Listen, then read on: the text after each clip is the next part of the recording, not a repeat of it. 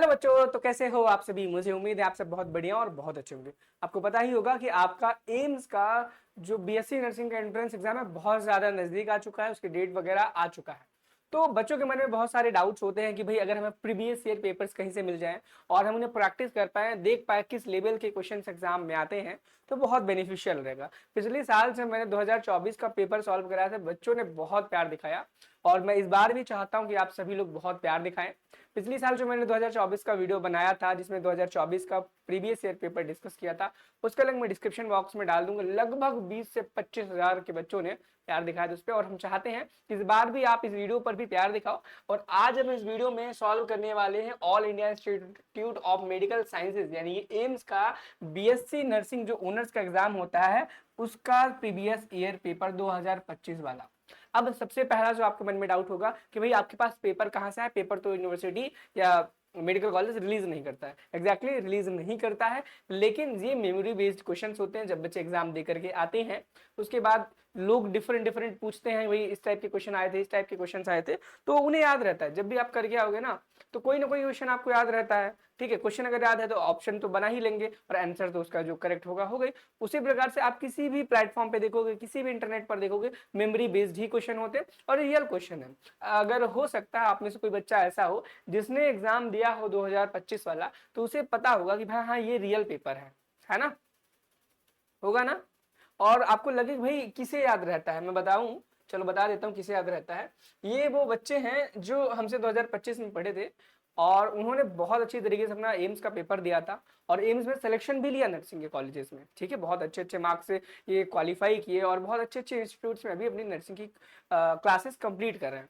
ठीक है, अगर आप भी चाहते हो कि आपका भी यहाँ फोटो लगे और आपका भी सिलेक्शन हो 2026 में, तो आप हमारे इस आरंभ बैच के कंप्लीट प्रिपरेशन पैकेज को ज्वाइन कर सकते हो। बच्चों किसको? आरंभ बैच के कंप्लीट प्रिपरेशन पैकेज को। अब सोचोगे ये कंप्लीट प्रिपरेशन पैकेज क्या है, मैं बता दूं एग्जैक्टली यही complete preparation package last year के बच्चों को भी मैंने ज्वाइन कराया था और उससे कई अच्छी चीजें भी इस बार हमने ऐड की है जरूरत के अनुसार।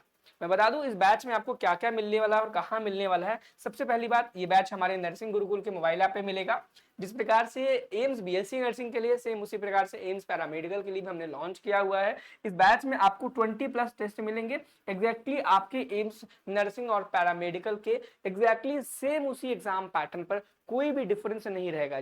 सीबीटी मोड में आपका ओरिजिनल पेपर होता है, सीबीटी मोड में ही आपकी टेस्ट सीरीज होगी ताकि आप प्रैक्टिस कर पाओ किस एग्जाम तरह से आपका पेपर होता है। उसके बाद यहाँ पर आपको मॉडल पेपर्स मिल जाएंगे हर सब्जेक्ट के 20+ और आपके पास आपको पता है 4 सब्जेक्ट है, तो यहाँ पर 80+ मॉडल पेपर्स आपको मिल जाएंगे ताकि आप अपने एग्जाम के लिए प्रैक्टिस कर पाओ बहुत अच्छी वाली। एंड यहाँ पर इसके साथ साथ आपको जितने भी चैप्टर्स हैं चैप्टर वाइज आपको एमसीक्यू भी मिलेंगे, हिंदी इंग्लिश दोनों लैंग्वेज में मिलेंगे। आप हिंदी मीडियम के स्टूडेंट हो, इंग्लिश मीडियम के स्टूडेंट हो, आपको कोई दिक्कत परेशानी वाली बात नहीं आएगी। एंड टेलीग्राम ग्रुप का पूरा सपोर्ट मिलेगा, प्रीवियस ईयर क्वेश्चन पेपर्स भी मिलेंगे 23 के, 24 के, 25 के, जितने पॉसिबल है सारे हम अपलोड कर देंगे बैच में। एंड सबसे खास बात पता है क्या, इस बैच में जो पहला टेस्ट है इस बैच का वो कंप्लीटली फ्री है, आप सभी बच्चे जाकर के दे सकते हो अगर आपने बैच को ज्वाइन किया है तो भी और नहीं किया है तो भी। अब इतने सारे फीचर्स के साथ आप सोच रहे हो प्राइस बेशक ज्यादा होगी, एग्जैक्टली प्राइस तो हमने इसकी 499 रखी है, लेकिन अभी ऑफर के टाइम पे इसको हम मात्र 249 में बच्चों को दे रहे हैं। अगर आप ज्वाइन करना चाहते हैं तो कर सकते हैं।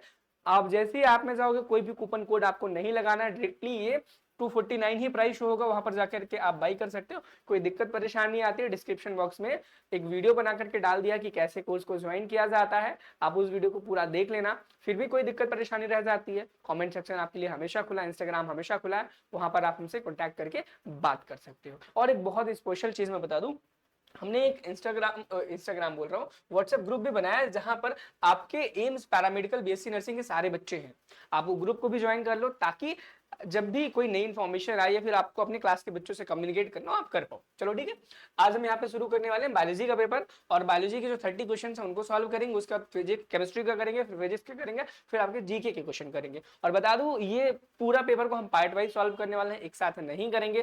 पहले बायोलॉजी करेंगे, केमिस्ट्री करेंगे, फिर फिजिक्स करेंगे, देन फिर आफ्टर उसके जीके का आपका करके हम 4 पार्ट में पूरा पेपर को देने वाले हैं। ठीक है, आज पार्ट 1 है, पार्ट 2 जब आएगा, पार्ट 3 आएगा, सबके लिंक आपको डिस्क्रिप्शन बॉक्स में मिलते जाएंगे। हो सकता है आप आप इस क्लास को देख रहे हो तब तक पार्ट 2 पार्ट 3 भी आ गया हो। तो और देखो सब कुछ सेम है, 100 क्वेश्चंस मिलेंगे आपको, 100 मार्क्स का पेपर रहेगा, आपका निगेटिव मार्किंग भी होगी जिस प्रकार से आपका एम्स में, सारे इंस्ट्रक्शन सेम वही लिखे जैसे कि आपको फील आए एकदम प्रॉपर। और ये पीडीएफ का लिंक भी, पीडीएफ भी आपको हमारे इस बैच में मिल जाएगा सेम, ठीक है। एंड जो बच्चे फ्री में चाहते हैं तो उनके लिए हमने अपनी वेबसाइट पर अपलोड करवा दी है, वहां से जाकर के देख सकते हो, उसका लिंक डिस्क्रिप्शन में नर्सिंग गुरु बोल के, ठीक है। सबसे पहले पार्ट 1 में हम बायोलॉजी के क्वेश्चंस को यहाँ पर करने वाले हैं। हम देखेंगे बायोलॉजी में पार्ट 1 में क्या क्वेश्चंस हैं, किस तरीके के क्वेश्चन है। और देखो यहाँ पे जितने भी क्वेश्चन है ना सब प्योर एनसीईआरटी से ही है। इसका मतलब है एग्जाम में आपके एनसीईआरटी से बाहर क्वेश्चंस नहीं पूछता है और क्वेश्चन एनसीईआरटी से बाहर आपको प्रिपेयर भी नहीं करने हैं। सबसे पहला question, which gas was present in the millers experiment, यानी कि मिलर प्रयोग में कौन सी गैस उपस्थित थी। यह क्वेश्चन बहुत इंपॉर्टेंट है। अगर आप नीट का भी एग्जाम दे रहे होंगे तो भी आपके एग्जाम में ये क्वेश्चन डायरेक्टली पूछा जा सकता है। बहुत सारे बच्चे होंगे जो बच्चियां होंगी जो नीट का भी एग्जाम दे रहे होंगे। तो भाई कौन सा था, मेजॉरिटी सबसे मेन जो कंपोनेंट था मिलर्स एक्सपेरिमेंट का, जो मेन गैस थी वो मीथेन थी बच्चों। क्या थी, मीथेन था। एंड सेकंड क्वेश्चन अगर हम करें, which disease is caused by a virus, क्या कौन सी डिजीज वायरस के द्वारा कॉज होती है। यहाँ पे पहला ऑप्शन है ट्यूबरक्लोसिस है, दूसरा टाइफाइड है, तीसरा कॉमन कोल्ड है, लास्ट ऑप्शन है मलेरिया।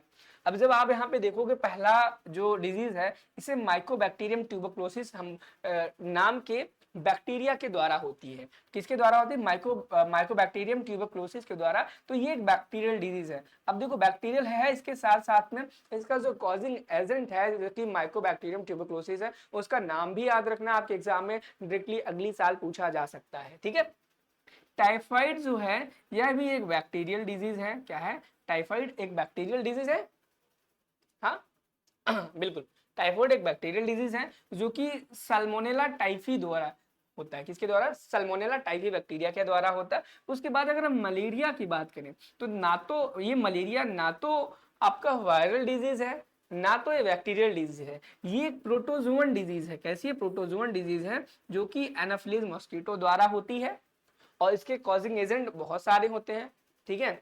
प्लाज्मोडियम क्या होते हैं, फेल्सीपेरम के द्वारा होता है, ठीक है। मेनली फेल्सीपेरम के द्वारा होता है और काफी ठीक ठाक लेवल का होता है। एंड अगर हम यहाँ कॉमन कोल्ड की बात करें, ठीक है, तो कॉमन कोल्ड जो होता है ये वायरल डिजीज है। किसके, क्या है, वायरल डिजीज है और ये वायरस के द्वारा होता है। तो इस क्वेश्चन में वायरस वाला ही पूछा गया, तो इस क्वेश्चन का राइट आंसर कॉमन कोल्ड हो जाने वाला है। आई थिंक आपको बहुत ही क्लियर तरीके से समझ आ रहा होगा। इसी प्रकार से 2024 का अगर आप चाहते हो कि मैं दोबारा से बनाऊं, ऑलरेडी मैं पिछले साल सॉल्व कराया हूं, लेकिन अगर आप चाहते हो, आपकी नीड है कि दोबारा से कराया जाए, तो एक बार कमेंट में बता देना, हाँ भाई 2024 वाला फिर से करा दो, हम दोबारा से देखना चाहते हैं। एंड कंप्लीट प्रिपरेशन पैकेज को ज्वाइन करना बिल्कुल भी मत भूलना। एग्जैक्टली सेम इसी लेवल के क्वेश्चन वहां पर आपको देखने को मिलेंगे, इससे बाहर के लेवल के क्वेश्चन देखने को नहीं मिलेंगे। और यकीन मानो आपकी जो तैयारी होगी एकदम जबरदस्त लेवल की होने वाली है, बहुत ही कम प्राइस में, ठीक है। अगला क्वेश्चन है, which of the following gas is an, gas ने which of the following is an autoimmune disease, यानी कि इनमें से कौन सा स्वप्रतिरक्षी रोग है। ऐसा कौन सा डिजीज है जो कि ऑटो इम्यून डिसीज है। क्या वो डायबिटीज मेलाइटिस है, नहीं, ये तो नहीं है। रूमेटॉइड अर्थराइटिस है, हो सकता है, देखते हैं अभी। अस्थमा है, नहीं। कैंसर है, बिल्कुल भी नहीं। तो मैं बता दूं आपके एनसीईआरटी में आपके लिए दो बहुत ही इंपॉर्टेंट ऐसी डिजीजेस हैं जो कि आपके ऑटो इम्यून डिजीज में आती हैं। किस में आती हैं, पहली जो हो गई वो आपकी कौन सी, रीमेटॉइड आर्थराइटिस है, र्यूमेटॉइड आर्थराइटिस है। एंड सेकंड कौन सी है वो आपको पता करनी है, ठीक है। क्या है, मैं ऑप्शन दे देता हूं, या तो आपका मस्कुलर डिस्ट्रॉफी है या तो माइस्थीनिया ग्राविस है। चलो मैं बता देता हूं, जो पहली हो तो र्यूमेटॉइड हो गई, र्यूमेटॉइड आर्थराइटिस हो गई, लेकिन जो दूसरी है वो माइस्थीनिया ग्राविस है, माइस्थीनिया ग्रेविस। और इस क्वेश्चन का जो आंसर है आपको मिलेगा, जो आपका स्केलेटन सिस्टम वाला चैप्टर है उसके डिसऑर्डर्स में ये बात लिखी हुई, माइस्थीनिया ग्रेविस वाला। और एक और डिजीज वहीं पर लिखी हुई है, मस्कुलर डिस्ट्रॉफी। कौन सी, मस्कुलर डिस्ट्रॉफी। और ये मस्कुलर डिस्ट्रॉफी जो होती है ये किसके द्वारा होती है, ये होती है, ये जेनेटिक डिसऑर्डर है, ये क्या है, ये जेनेटिक डिसऑर्डर है। ये चीज याद रखना, एग्जाम में आपकी नीट एम्स सब में पूछा जाता है, बहुत ही क्लियर बच्चों इस चीज को याद रखना और इसे कॉपी पे लिख लेना। मैंने बताया, अगर आप आई थिंक एम्स का मेरा आप ये पहला वीडियो देख रहे होंगे, मैं हर क्लास में बताता हूँ, अभी बहुत जल्दी हम एम्स का मॉडल पेपर भी स्टार्ट करने वाले हैं। मैंने हर क्लास में बताया कि जब भी आप मेरी क्लास बैठो एक कॉपी पेन जरूर लेकर के बैठो। चलो ठीक है, चलिए नेक्स्ट क्वेश्चन पे हम मूव करते हैं, देखते हैं नेक्स्ट क्वेश्चन क्या कहता है। Next question number 4, question number 4 कहता है कि first antibiotic is obtained from, पहली जो एंटीबायोटिक थी वह किससे प्राप्त हुआ था? क्या वो बैक्टीरिया यानी जीवाणु से हुआ था, वायरस यानी विषाणु से हुआ था, फंगस यानी कवक से हुआ था, या फिर एलगी से हुआ था? अगर हम सबसे पहले बात करें कि सबसे पहले कौन सा चीज से ऑब्टेन्ड हुआ था, तो फंगस से हुआ था। किससे हुआ था? फंगस से हुआ था। और उस फंगस का क्या नाम था बच्चों? Penicillium notatum. ये उस फंगस का नाम था जिससे पहला एंटीबायोटिक प्रोड्यूस हुआ था। और इसको किसने बनाया था? अलेक्जेंडर फ्लेमिंग ने।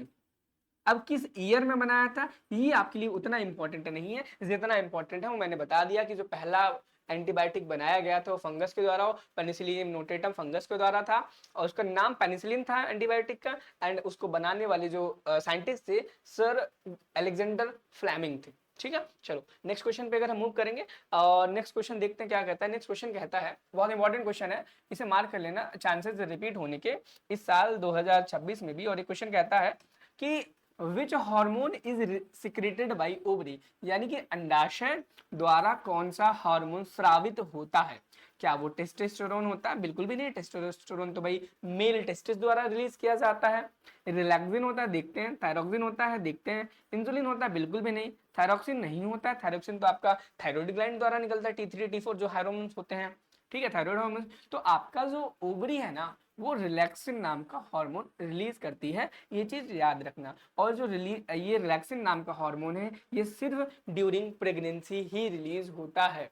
कब होता है? ड्यूरिंग प्रेगनेंसी ही रिलीज होता है, उसके पहले कभी भी नहीं होता है रिलैक्सिन हार्मोन। ड्यूरिंग प्रेगनेंसी भी नहीं बोलेंगे, प्रेगनेंसी के बाद जो पार्चुरेशन की प्रोसेस होती है, डिलीवरी ऑफ द बेबी, उस टाइम पर रिलीज होता है ताकि मसल्स को स्मूथ मतलब रिलैक्स फील कराया जाए और ज्यादा से ज्यादा वजाइनल ओपनिंग की जा सके, ताकि जो बेबी है वो बाहर डिलीवर किया जा सके। ठीक है, चलिए अगला क्वेश्चन बहुत ही ज्यादा इंपॉर्टेंट है। एंड इस क्वेश्चन का आंसर मैं बताऊंगा, लेकिन इससे रिलेटेड एक क्वेश्चन मैं आपसे पूछूंगा जिसका आंसर आपको कमेंट सेक्शन में देना है। और देना है तो देना, अगर आप चाहते हो सिलेक्शन होना तो जितने क्वेश्चन मैं आपको होमवर्क में दूं, जितने क्वेश्चन बोलूं कॉमेंट में लिखना है। ईमानदारी से आप ये चीज करना और देखना आपको अच्छा रिजल्ट मिलेगा एग्जाम के टाइम पे। एक क्वेश्चन कहता है कि CO2 एक्सेप्टर इन C4 प्लांट्स, C4 पौधों में CO2 का स्वीकर्ता कौन है? क्या वो RUBP है, PEP है, PGA है, या फिर ऑक्सैलिक एसिड है? अगर आप इनके क्वेश्चंस को देखेंगे, ऑप्शंस को देखोगे, तो आपको पता चलेगा CO2 का जो फर्स्ट एक्सेप्टर है वो C4 प्लांट का PEP यानी कि फॉस्फोइनोल पाइरुवेट है। लेकिन मैं आपको बताना चाहूंगा कि एक अपनी कॉपी जो मैंने बनाने को बोला गया, इसमें C3 के C4 का, ठीक है, CO2 एक्सेप्टर लिखो, सारे याद कर लो। यकीन मानो एक क्वेश्चन गारंटी फिक्स है यहाँ से आएगा। CO2 एक्सेप्टर आप लिख लो जो भी है आपका, ठीक है। उसके बाद फर्स्ट स्टेबल प्रोडक्ट क्या है, फर्स्ट स्टेबल प्रोडक्ट क्या है ये लिख लो। और आपके एग्जाम में यकीन मानो इनमें से एक क्वेश्चन जरूर आएगा, ये मेरा वादा है, आज ही मैं इस वीडियो में बोल रहा हूं। आप चाहें तो इसकी क्लिप काट करके इंस्टाग्राम पर जहां भी आपकी मर्जी वहां पर डाल सकते हो। मैंने कहा है ये क्वेश्चन आएगा तो आएगा। ठीक है, चलो अगले क्वेश्चन पर मूव करते हैं। एंड अगला क्वेश्चन देखते हैं, सातवां क्वेश्चन, कि सातवां क्वेश्चन क्या कहता है। सातवां क्वेश्चन कहता है कि विच आयन सप्रेस स्पर्म मोटिलिटी, यानी कि कौन सा आयन शुक्राणु की गतिशीलता को रोकता है। यानी कि यहाँ पर आपको चार ऑप्शन दिए गए हैं, चारों में एक एक आयन का नाम लिखा गया है। तो कौन सा ऐसा आयन है जो कि स्पर्म की मोटिलिटी को सप्रेस कर देता है, यानी कि स्पर्म की स्पीड को स्लो कर देता है, ताकि वो आगे जाकर के फीमेल को प्रेग्नेंट ना कर सके। ठीक है, तो यहाँ पे आपको सोडियम, पोटेशियम, कॉपर, कैल्शियम, यहाँ पर चार ऑप्शन दिए गए हैं। इन चारों में से जो करेक्ट ऑप्शन होगा, तो जो कॉपर है ना वो स्पर्म की मोटिलिटी को रिड्यूस कर देता है। अब मैं बताऊं, कॉपर तो कर देता है, चलो ठीक है, अच्छी बात है। लेकिन आप रिप्रोडक्टिव हेल्थ में जाना, वहां पर आपको तीन चार वहां पर ऑप्शन दिए गए। प्रेगनेंसी से बचाने के लिए जो मेथड्स हैं, ठीक है, उसको याद करना, कॉपर टी का इस्तेमाल कब किया जाता है, ठीक है, और वहां पर कुछ 2-3 चीजें और होंगी, जैसे हार्मोन्स रिलीज करने वाले कौन से आईयूडीज होते हैं, उनके नाम्स को याद करना। एग्जाम में आपसे जरूर पूछा जाएगा, वहां से भी एक क्वेश्चन हमेशा बनता है, और यह भी मैं बोल रहा हूं कि यह क्वेश्चन भी इस टॉपिक से, रिप्रोडक्टिव हेल्थ से फिर से एक पूछा जाएगा इन्हीं तरीके से। या तो आपसे पूछ लिया जाएगा फैमिली प्लानिंग कब स्टार्ट हुआ था, या तो आपका इस टॉपिक से पूछ लिया जाएगा जो बैरियर मेथड्स हैं और आईयूडीज हैं, यूट्राइन डिवाइसेस जो हैं, उनसे क्वेश्चन एग्जाम में जरूर पूछे जाते हैं। इस बार भी आपसे पूछे जाने की जो चांसेस हैं बहुत ज्यादा हाई रहेगी, और इवन नीट तक में ये क्वेश्चन पूछा गया भाई, सेम एग्जैक्टली क्वेश्चन, कोई डिफरेंस नहीं, वर्ड टू वर्ड, ठीक है। चलो अब नेक्स्ट क्वेश्चन पे चलते हैं। नेक्स्ट क्वेश्चन कहता है कि एंटागोनिस्ट ऑफ जिब्रेलिन हार्मोन, यानी कि गिबरेलिन हार्मोन का विरोधी कौन है? क्या वो ऑक्सिन है, साइटोकाइनिन है, एब्सिसिक एसिड है, या फिर इथाइलिन है? अब देखो एंटागोनिस्टिक का मतलब समझो, एंटागोनिस्टिक का मतलब विरोधी, अपोजिट। अगर जिब्रेलिन किसी चीज का काम कर रहा है तो उसका अपोजिट वाला उसका अपोजिट काम करेगा, उल्टा काम करेगा। अगर जिब्रेलिन किसी चीज को बढ़ा रहा है तो उसका एंटागोनिस्ट जो है उस चीज को घटाएगा, क्या करेगा, घटाएगा, है ना। तो भाई देखो जिब्रेलिन क्या है, एक प्लांट ग्रोथ प्रमोटर है, तो ऑक्सिन भी आपका प्लांट ग्रोथ प्रमोटर है, आपको पता है। उसके बाद साइटोकाइनिन भी आपका प्रमोटर है, लेकिन यहाँ पर जो एब्सिसिक एसिड है और यहाँ पे इथाइलिन है, ये दो के दोनों इनिबिटर है, प्लांट ग्रोथ इनिबिटर है, पीजीआई है। तो इन दोनों में से एक आंसर होगा, और कौन सा होगा? ऑप्शन नंबर जो आपका है सी, ये इस क्वेश्चन का करेक्ट आंसर हो जाएगा। एब्सिसिक एसिड, जिसे हम स्ट्रेस हार्मोन भी बोलते हैं, आपके एग्जाम में डायरेक्ट पूछा जा सकता है कि स्ट्रेस हार्मोन किसे कहा जाता है, क्या स्ट्रेस हार्मोन किसे कहा जाता है, डायरेक्टली पूछा जा सकता है इस क्वेश्चन को। तो परेशान मत होना, ऐसे क्वेश्चंस को रिपीट होते हैं और रिपीट होने देना, और ऐसे क्वेश्चंस को पढ़ते रहना, जो क्वेश्चन मैं बता रहा हूँ इसे लगाते रहना। और हाँ, कंप्लीट प्रिपरेशन पैकेज को बिल्कुल भी ज्वाइन करना मत भूलना, ठीक है, क्योंकि आपके लिए वो बेस्ट प्लेटफॉर्म है हमारा नर्सिंग गुरुकुल, जो बेस्ट से best study material content provide कराता है ताकि आप एग्जाम को क्रैक कर सको, ठीक है। चलो नेक्स्ट चलते हैं हम। नेक्स्ट क्वेश्चन कहता है कि protonema is a characteristics of, यानी कि प्रोटोनीमा किसका लक्षण है? क्या वो फर्न का है, मॉस का है, जिम्नोस्पर्म का है, या फिर एंजियोस्पर्म का है? क्वेश्चन नंबर जो 9 है, इसका जो करेक्ट आंसर क्या हो जाएगा? वो हो जाएगा मॉस। जो प्रोटीनीमा स्टेज होती है वो मॉस का करेक्टर है। बहुत सिंपल सी बात है, आपका जो चैप्टर है प्लांट किंगडम, वहां से डायरेक्ट क्वेश्चन उठाया गया है। नेक्स्ट क्वेश्चन पे अगर हम चलते हैं, बहुत अच्छा क्वेश्चन है, नीट में ये क्वेश्चन रिपीटेड है, तो आपके एग्जाम में भी बहुत बार आने के चांसेस रहते हैं। क्वेश्चन कहा गया कि house fly belongs to which family, यानी कि घर की मक्खी किस कुल से संबंधित है? क्या कुलिसिडी से? नहीं। फॉर्बिसिडी से नहीं। एपिडेई से है? नहीं। तो भाई मक्खी जो है मक्खी कुल से ही होगी ना, किससे? मक्खी कुल से ही होगा ना। कुलिसिडेई मच्छर का कुल होता है, मच्छर की फैमिली होती है। फॉर्मिसिडेई चींटी होती है। एपिडेई मधुमक्खी का फैमिली होता है। लेकिन हमसे पूछा गया था घर की मक्खी, जिसे हम हाउस फ्लाई बोलते हैं, तो मसेडी से नाम से, मसेडियई नाम से इसकी फैमिली होती है, ठीक है, ध्यान रखना, ठीक है। अब अगर यहाँ पर पूछी गया है तो ह्यूमन का भी आपसे पूछा जा सकता है, ह्यूमन का पूछा जा सकता है, मैंगो का पूछा जा सकता है, ठीक है, और किसका पूछा जा सकता है? मैंगो का, ह्यूमन का, और इसका वीड का, क्योंकि एनसीईआरटी में यही 3-4 दिए गए। तो ह्यूमन का होमिनिडेई होता है, होमिनिडेई होता है। मैंगो का क्या होता है? मैंगो का एनाकार्डियेसी होती है फैमिली, कौन सी होती है? मैंगो का चलो आप लोग बताओ, इसका भी आप लोग बताओ। इन दोनों के कमेंट में आंसर दिखने हैं। देखो कमेंट में करने को इसलिए बोल रहा हूँ क्योंकि आप एक बार अगर आपको आता है तो कमेंट में डायरेक्टली लिख दोगे, रिवीजन हो जाएगा। अगर नहीं आता है तो एक बार बुक उठा के देखोगे, पढ़ोगे, फिर आपको याद आ जाएगा। मेरे सामने में बुक खुली रखी, मैं जब भी कोई क्वेश्चन करा रहा हूँ ना तो सारे क्वेश्चन को मैं वेरीफाई करता हूँ, सारे क्वेश्चन को देखता हूँ एक बार, ताकि मैं कोई चीज गलत ना बता दूं। मैं बताने को अभी तुरंत बता दूंगा, लेकिन आप इस चीज को इतना इग्नोर कर जाओगे, ठीक है। लेकिन अगर आप अपने मन से खुद से ये चीज करोगे तो भाई कहीं ना कहीं वो चीज आपके दिमाग में रह जाएगी और एग्जाम में आएगा तो आप 100% मेरी गारंटी है आप करके आओगे, इस क्वेश्चन को कभी भी नहीं छोड़ोगे, ठीक है। चलो हम नेक्स्ट क्वेश्चन पे चलते हैं, क्वेश्चन नंबर 11, और देखते हैं 11 क्या कहता है। अगला क्वेश्चन कहता है कि free RNA without protein coat is called, बिना प्रोटीन आवरण के आरएनए को क्या कहा जाता है? वायरस तो बिल्कुल भी नहीं कहा जाता, क्योंकि वायरस में प्रोटीन कोट होता ही होता है। तो कौन सा होता है? वायरोइड्स जो है, वायरोइड के पास बिना प्रोटीन का कोट होता है, यानी कि जो वायरॉइड्स होते हैं सिर्फ आरएनए से बने होते हैं, वो भी फ्री आरएनए से। किससे? फ्री आरएनए से बना हुआ होता है। चलिए हम नेक्स्ट क्वेश्चन नंबर 12 पे चलते हैं और क्वेश्चन नंबर 12 देखते हैं क्या कहता है। बहुत इंपॉर्टेंट क्वेश्चन है, बहुत बेसिक क्वेश्चन है। सेक्स डिटर्मिनेशन इन ह्यूमंस, मनुष्यों में लिंग निर्धारण कैसे होता है?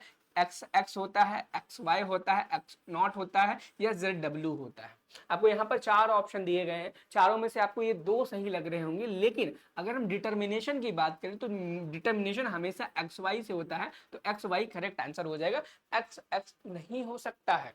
ठीक है, लेकिन आपके एग्जाम में पूछा जा सकता है अगली बार कि वर्ड्स का किसका होता है? जेड डब्ल्यू जो होता है वर्ड्स का होता है। किसका होता है? वर्ड्स का होता है, याद रखना, आपके एग्जाम में पूछा जा सकता है। एंड एक्स नॉट किसका होता है? इसका कमेंट आपको हमें बताना है कमेंट बॉक्स में, ताकि आप खुद की स्टडी को एनालाइज कर सको कि भाई आपको कितना आता है, कितना नहीं आता है। ठीक है, चलो अगले क्वेश्चन पे चलें। क्वेश्चन नंबर 13 कहता है कि which is not part of stomatal apparatus, यानी कि स्टोमेटल उपकरण का भाग नहीं है इनमें से कौन सा? क्या वो गार्ड सेल है? ये तो बिल्कुल है। सब्सिडरी सेल तो बिल्कुल होता है, स्टोमेटल पोर तो बिल्कुल होता है, लेकिन अगर क्यूटिकल की बात करें तो क्यूटिकल नहीं होता है। क्यूटिकल स्टोमेटल अपरेटर का पार्ट नहीं होता है। क्यूटिकल एपिडर्मिस का पार्ट होता है। किसका पार्ट होता है? एपिडर्मिस का पार्ट होता है। ठीक है, तो इसका जो राइट आंसर हो जाएगा, यहाँ पर नॉट लिखा है, इस शब्द को याद रखना, नॉट लिखा हुआ है, नहीं है किसका, वो पूछा गया है। चलिए हम क्वेश्चन नंबर 14 पर मूव करते हैं, देखते हैं क्वेश्चन नंबर 14 क्या कहता है। एंड अगला क्वेश्चन बहुत अच्छा है। ये क्वेश्चन कहता है, इससे भी नीट में बहुत बार पूछा गया, incorrect statement about binomial nomenclature, यानी कि द्विनाम पद्धति के बारे में गलत कथन कौन सा है? क्या वो जो बाइनोमियल नोमेनक्लेचर है उसमें 2 वर्ड्स यूज किए जाते हैं, 2 शब्द? अब बाइनोमियल है तो भाई 2 किए जाएंगे, सीधी सी बात है। तो पहला स्टेटमेंट आपका जो है वो करेक्ट है।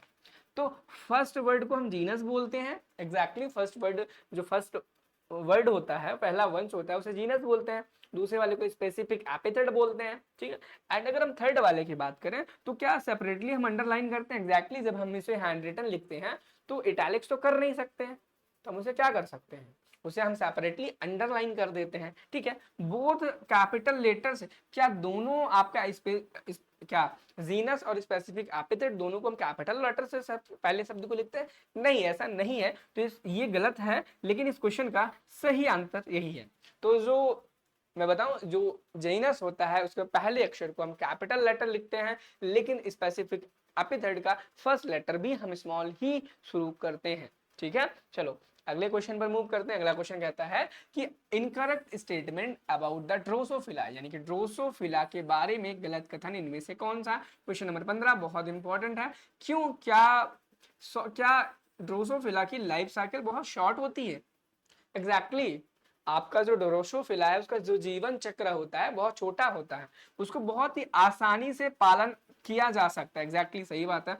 क्या उसको जटिल माध्यम में पाला जाता है? बिल्कुल भी नहीं। इसे हम इजी कल्चर में, इजी मीडियम में ग्रो करते हैं। तो करेक्ट स्टेटमेंट की, इनकरेक्ट की बात की जाए तो ये गलत है स्टेटमेंट, लेकिन इस क्वेश्चन का राइट आंसर यही है। ठीक है, क्लियर म्यूटेशंस उसमें विजिबल होते हैं, आप बहुत ही आसानी से देख सकते हैं, और बहुत ही शॉर्ट एक टाइम में बहुत ज्यादा मल्टीपल प्रोजेनिस प्रोड्यूस होती है, ताकि आप एक्सपेरिमेंट कर सको, इसलिए नहीं, वो करती हैं तो करती हैं, हम चूज इसलिए करते हैं ताकि बहुत ही आसानी से हम उस पर एक्सपेरिमेंट्स कर सकें, क्लियर म्यूटेशंस देख सकें और अपने एक्सपेरिमेंट को सक्सेसफुल बना सकें। ठीक है, चलो अगला क्वेश्चन कहता है कि alternate phyllotaxy is found in, यानी कि वैकल्पिक पर्ण विन्यास किसमें मिलता है? क्या वो कैलाट्रोपिस में मिलता है, चाइना रोज में मिलता है, मस्टर्ड में मिलता है, या सनफ्लावर में मिलता है? क्वेश्चन नंबर 16 है। क्वेश्चन नंबर 16 में आपको देखने को मिलेगा कि आपका जो अल्टरनेट फाइलोटैक्सी होती है वो मस्टर्ड में मिलती है। किसमें मिलती है? मस्टर्ड में। किसमें मिलती है? मस्टर्ड में मिलती है। और आपसे अपोजिट की अगर पूछे जाए, अपोजिट की, किसकी? अपोजिट फाइलोटैक्सी की, तो अपोजिट फाइलोटैक्सी जो होती है वो गुआवा में मिलती है, गुआवा में, और उसके कैलाट्रोपिस में मिलती हैं। ठीक है, गुआवा में और कैलाट्रोपिस में मिलती है। अपनी उस कॉपी पे लिख लो जो मैंने बताई थी आपको कि आपको उसे बनानी है। चलो अगले क्वेश्चन में चलते हैं कि एब्सेंट इन फीमेल फ्रॉग, यानी कि इनमें से कौन सा है जो मादा मेंढक में नहीं होता है? क्या वो वोकल सेक्स है, स्वर थैली?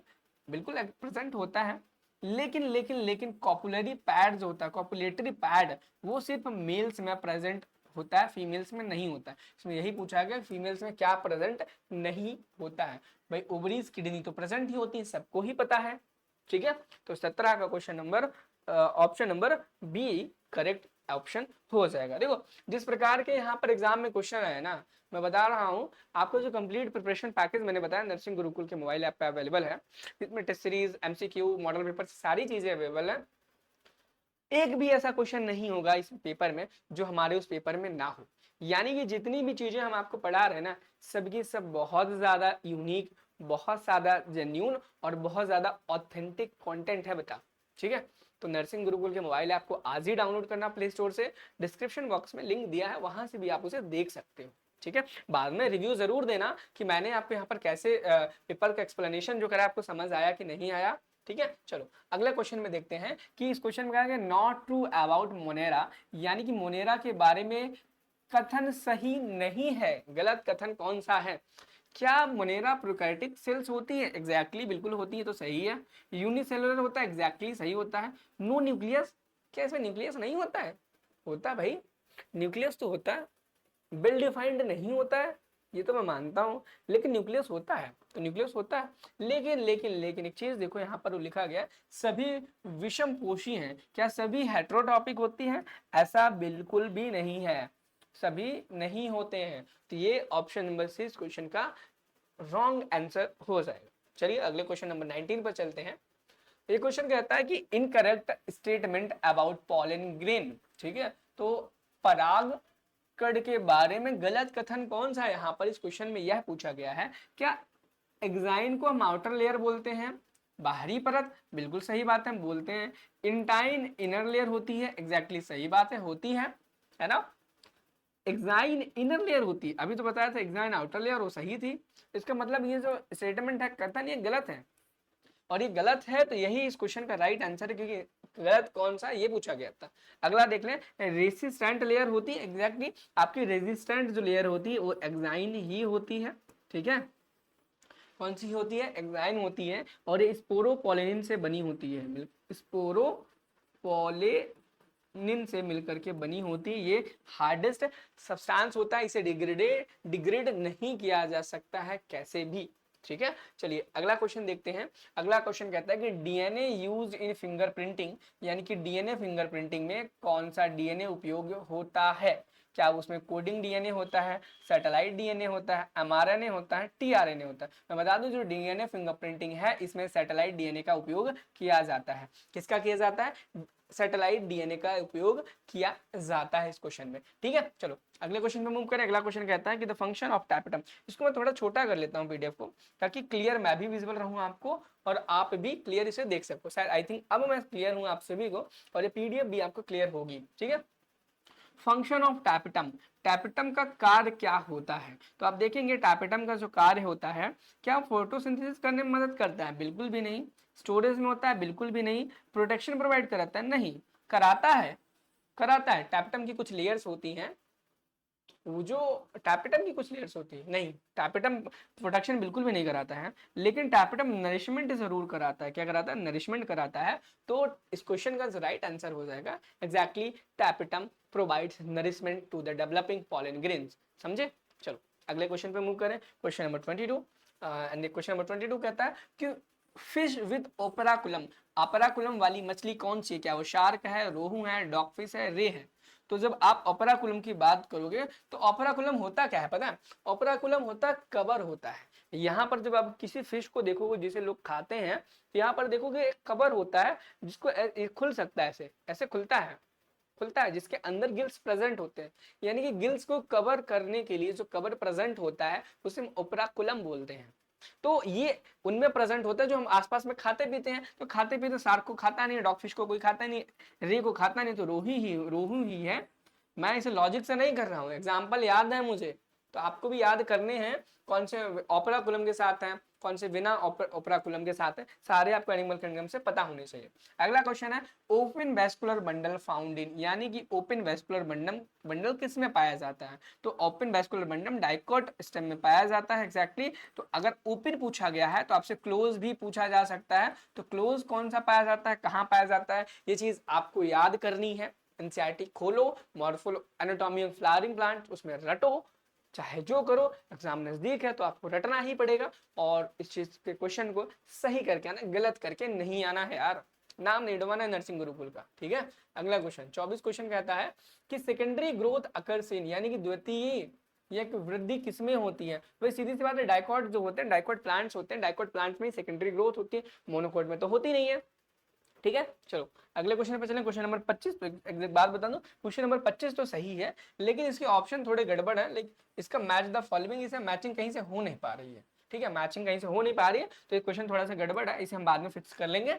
एंड देन बाद में नेक्स्ट जो मॉडल पेपर कराएंगे, मॉडल पेपर क्या, नेक्स्ट जो हम प्रीवियस ईयर पेपर कराएंगे ना केमिस्ट्री का, उसमें देख लेंगे इस क्वेश्चन को, सही होगा तो कर देंगे, नहीं मिल पाएगा तो छोड़ देंगे, एक ही क्वेश्चन तो छूट रहा है। अगला क्वेश्चन, फंक्शन ऑफ रेनिन बोला गया है, RENIN, याद रखना ENIN है, ठीक है, डबल एन नहीं है। रेनिन का मुख्य कार्य क्या होते हैं, क्या रेनिन का काम इंक्रीज ब्लड प्रेशर होता है, यानी कि रक्तचाप को बढ़ाना होता है, एक्टिवेट रास सिस्टम होता है, रास प्रणाली को सक्रिय करना होता है, या फिर दोनों होता है, या फिर डिक्रीज करता है ब्लड प्रेशर।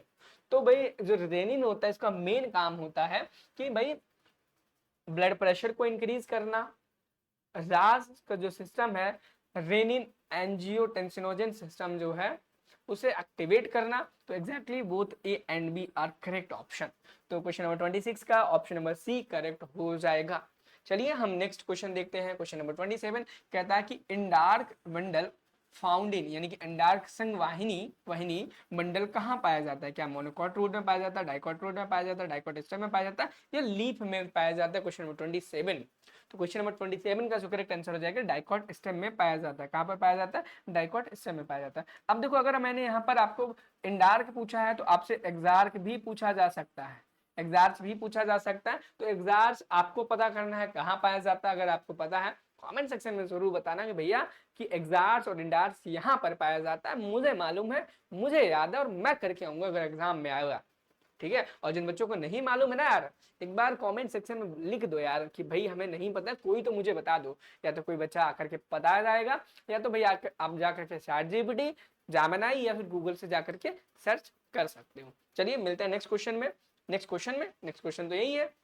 अगला क्वेश्चन कहता है कि which part of brain controls balance and posture, यानी कि मस्तिष्क का कौन सा भाग संतुलन और मुद्रा नियंत्रित करता है। तो भाई सेरिबेलम करता है, कौन करता है, सेरिबेलम करता है, याद रखना, ठीक है, सेरिबेलम करता है। एंड आज के जो लास्ट क्वेश्चन है इस पेपर के बायोलॉजी सेक्शन के, तो इसमें लास्ट क्वेश्चन से पहले है second last, which vitamin is essential for the blood clotting. बहुत इंपॉर्टेंट क्वेश्चन है, बहुत ज्यादा क्वेश्चन कई बार एग्जाम में पूछा गया, इवन नीट तक, ये सारे नीट के ही क्वेश्चन है यार, एग्जैक्टली नीट के क्वेश्चन है, इजी वाले, जो नीट में इजी क्वेश्चन आ जाते हैं ना, ये वही क्वेश्चन है, उससे बाहर कुछ नहीं है, सब नीट में रिपीटेड है, सारे नीट के क्वेश्चन है, एक भी नीट के बाहर का नहीं है, ठीक है।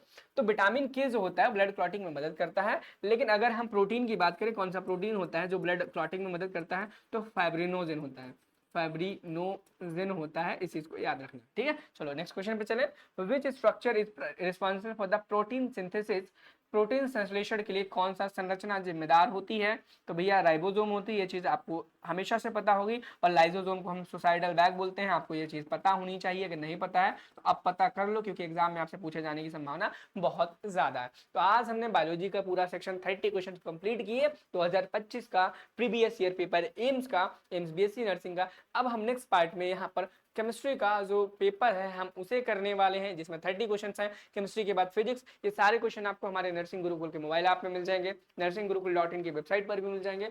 और मैं बता दूं, अगर आप कंप्लीट प्रिपरेशन पैकेज लेना चाहते हैं तो डिस्क्रिप्शन बॉक्स में आपको सारी जानकारियां मिल जाएंगी, आप उसे एक बार चेक कर लेना। एंड फिर भी कोई दिक्कत परेशानी कोई इशू आता है तो आप मुझसे डायरेक्टली कॉन्टैक्ट भी कर सकते हो। मेरा जो कॉन्टैक्ट नंबर रहने वाला है नर्सिंग गुरुकुल की टीम का, वो रहेगा 97, ठीक है, 95020344, ये हमारा कॉन्टैक्ट नंबर है नर्सिंग गुरुकुल का, जिसे आप किसी नर्सिंग गुरुकुल के नाम से अपने फोन में सेव कर सकते हैं, ताकि आपको किसी भी चीज में कोई भी दिक्कत परेशानी है आप एनी टाइम हमसे कॉन्टैक्ट करके अपनी इस प्रॉब्लम का सॉल्यूशन पा सकते हैं। चलिए मिलते हैं पार्ट 2 में केमिस्ट्री का, जिसे हम मजेदार तरीके से सॉल्व करने वाले हैं, ताकि आपका एग्जाम बहुत ही अच्छा जाए। Thank you, have a nice day, bye bye.